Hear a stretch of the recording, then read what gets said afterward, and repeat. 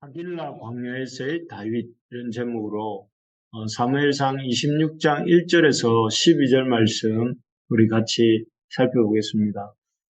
은혜는 물에 새기고 원수는 돌에 새긴다. 이런 말씀 들어보신 적 있죠?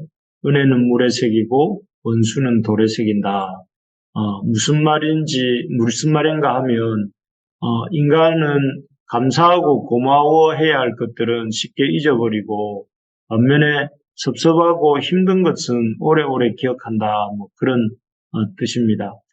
아닌 게 아니라 저 자신을 돌아볼 때도 사람이나 또 상황에 대해서 감사 제목을 떠올리려고 해보면 이런저렇게 생각을 해봐야 하지만 섭섭하고 힘든 것을 떠올리려면 별로 힘이 들지 않는 것을 볼 때에 참 사람이라는 존재는 은혜는 물에 새기고 원수는 돌에 새기는 그런 존재구나. 감사할 줄은 잘 모르고 불평할 줄은 잘 아는 존재가 인간이구나 하는 생각을 하게 됩니다. 오늘 이것은 다윗을 요즘 계속 맹렬하게 뒤쫓고 있는 사울 왕도 마찬가지입니다. 지난번 24장, 오늘 26장인데 24장에서 사울 왕은 다윗에게 목숨을 빚지죠. 그때는 이 엔게디 광야라는 곳이었는데 엔게디 광야에서 사울이 그 생리 현상을 해결하기 위해서 불에 들어갑니다. 거기서 사울은 다윗의 일행을 만나서 목숨을 잃을 뻔했습니다. 하지만 다윗은 하나님의 기름 부음 받은 자를 기름 부은 왕을 해쳐서는 안 된다 하는 것을 굳게 붙들고 부하들을 만류하여서 사울 왕을 살려주었던 수를 주었습니다. 그때 사울 왕은 다윗에게 목숨의 빚을 목숨의 은혜를 입은 것이고 목숨의 빚을 진 것입니다. 그래서 그때 다윗에게 사울 왕이 이렇게 말했습니다. 내 아들 다윗아, 너가 나보다 의롭고 다윗이 왕이 될 것이고 그 나라가 견고할 것이다 하면서 온 군사들이 듣는 앞에서 다윗에게 다윗을 의롭다고 인정하고 다윗이 왕이 될 것이고 다윗의 나라가 그 손에서 견고하게 세워질 것이다. 이렇게 말을 했었습니다. 하지만 이런 은혜에 대한 감사하는 마음은 오래가지 못했습니다. 오늘 본문에 보면 그 증거가 나오는데요. 이번에도 역시 하길라 광야라는 곳에서 다윗을 사울 왕이 이 3,000명이나 되는 2절에 보니까 사울이 식광야에서 다윗을 찾으러 이스라엘에서 택한 사람 3,000명과 함께 식광야로 내려가서 이렇게 표현되고 있는데요. 3,000명의 군사를 끌고 와서 다윗을 죽이기 위해서 진치고 있는 사울의 모습을 보게 됩니다. 이 모습을 보면서 앞에서 말씀드린 것처럼 사람이 얼마나 고마워할 일과 또 감사한 일을 잘 잊어버리는 존재인가 하는 것을 실감하게 됩니다. 그래서 참 사람이라는 존재는 우리가 참 의지해서는 안 되겠구나 하는 생각도 하게 되죠. 우리 철떡같이 저 사람이 참 감사하고 또 감사한 만큼 신실한 모습으로 나를 대하리라 생각을 하지만 그러나 돌아서면 얼마 되지 않아서 불평하고 또 이렇게 원래의 모습으로 돌아가 버리는 것을 보게 됩니다. 그래서 이사야 선지자는 이사야서 22장 22절에서 너희는 인생을 의지하지 말라 그의 호흡은 코에 있나니 새말 가치가 어디 있느냐 하고 이렇게 말을 한 적이 있습니다. 인생을 의지하지 말고 코로 호흡하는 존재를 의지하지 말라 하는 말씀이죠. 그렇습니다. 우리가 사람들이 아니라 여호와를 신뢰하고 오직 사람은 사랑하고 섬길 수 있어야 되겠습니다. 그래서 참 사람보다 하나님을 의지하고 사람은 또 의지하기보다는 사랑해주고 또 우리가 섬겨주는 그런 존재가 될 수 있기를 소망합니다. 어쨌든 이렇게 받은 은혜에 대해서 감사하고 고마워하기는커녕 다시 군대를 이끌고 참 자신을 잡으러 온 사울 왕을 다윗이 다시 한번 제거할 기회를 갖게 되는 내용이 오늘 본문입니다. 다윗은 이번에도 참 이렇게 사울을 해칠 수 있는 그런 기회를 맞았습니다. 그래서 조금만 힘을 쓰도록, 부하가 힘을 쓰도록 허용을 하면 사울은 이 세상 사람이 아닐 수 있는 그런 상황이었습니다. 하지만 이번에도 다윗은 사울 왕을 이렇게 살려보냅니다. 이유는 전과 동일한데요. 이 과정에서 다 하나님의 기름 부음 받은 자를 해칠 수 없다는 그런 마음으로 살려보내는데, 그런데 이번 이 살려주는 과정은 이전에 24장에서 보았던 그런 사건과 한 두세 가지 점이 좀 다른 것 같습니다. 이 두세 가지 점을 보면서 우리는 다윗이 어떻게 자라가고 있는지 하는 것들을 생각해 볼 수 있는데요. 먼저는 사울을 만나는 그런 정황이 다릅니다. 이전 동굴에서는 그 다윗 일행이 숨어 있다가 우연히 사울왕을 만났습니다. 사울왕을 찾으러 간 것이 아니고 사울왕이 다윗 일행이 숨어 있었던 동굴에 우연히 들르게 된 것이죠. 그러나 이번에는 이 사무엘상 26장에서는 다윗이 사울 왕을 적극적으로 정탐하는 내용이 나옵니다. 4절에 보니까 이에 다윗이 정탐꾼을 보내어 사울이 과연 이런 줄 알고 이렇게 되어 있는데, 여기 보면 사울 왕의 동태를 파악하기 위해 다윗이 자신의 군사를 사울의 군대 가운데 정탐으로 보내었다 이렇게 나옵니다. 여기서 보면 이런 모습은 다윗의 군대가 그냥 수비 위주의 군대가 아니라, 어찌 보면 다윗의 군대는 적은 수이지만 이 정탐을 보낼 만큼 체계적이고 안정적으로 운영되고 있다 하는 것을 보게 됩니다. 그래서 수동적으로 앉아서 당하고만 있는 그런 상황이 아니라 능동적으로 정탐을 보내고 또 그 정탐을 통해서 대비를 하고 있는 그런 아주 부대 자체가 다윗의 군사 자체가 안정되고 있는 모습인 것이죠. 비록 사울왕의 일방적으로 쫓겨다니고 있는 신세였습니다. 하지만 그 가운데서 다윗은 견디는 힘을 길러가고 있었고, 나아가서 그런 견딤 속에서 자신을 쫓는 사울왕과 맞상대할 만한 힘을 점점 가져가고 있는 것입니다. 그렇습니다.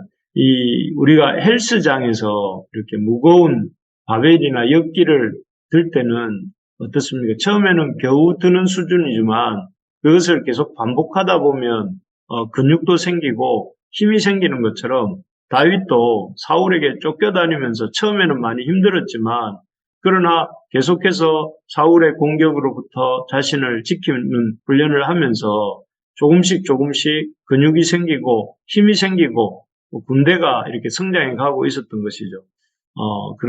그렇습니다. 비록 힘이 드는 상황이 있고 또 사람이 있다 할지라도 참고 믿음으로 이렇게 견디고 감당하다 보면 그 힘든 사람이나 상황이 우리를 믿음 안에서 자라가게 합니다. 그렇게 우리가 지난주에도 본 것처럼 이렇게 우리를 힘들게 하는 사람이 있고 힘들게 하는 상황이 있을 때에 그것을 회피하거나 이렇게 참 외면하는 것이 아니라 그 속에 하나님이 우리를 성장시키시려는 마음이 있구나, 하나님의 섭리가 있구나 하는 것을 생각하고 그런 하나님의 생각과 섭리를 붙잡을 수 있기를 소망합니다. 그래서 사람과 상황이 아니라 하나님과 하나님의 선한 계획과 뜻을 바라봄으로 그 상황과 환경을 견뎌 나갈 수 있기를 소망합니다. 두 번째로 보면 그 24장에서의 사건과 이 26장 사건의 다른 점은 그때는 이전 엔게디 광야 동굴에서는 다윗이 사울의 옷자락을 직접 뵙니다. 하지만 이번 광야에서는 다윗이 아니라 보아 장군 아비새라고 하는 보아 장군이 사울을 베겠다고 나섰고 이 일을 다윗이 만류합니다. 이 모습 속에서 이제 두 사건을 비교해 보면 다윗과 함께 적진 깊숙이 들어가기도 하고 또 다윗을 대신해서 다윗의 대적인 사울을 베겠다고 하기도 하고 또 다윗의 주변에 그런 충성스러운 동력자들이 더욱더 많아져 가고 있구나 하는 것을 볼 수 있습니다. 이건 역시 다윗이 그동안 사울에게 쫓겨다니면서 이렇게 연단되어진 또 이렇게 받게 된 축복이다 할 수 있습니다. 그러니까 부대가 다윗과 다윗의 그 신하 사이에 결속력이 단단해져 가고 또 왕은 신하를 위하고 신하는 왕을 위하는 이런 모습들이 이렇게 많아지고 있는 것이죠.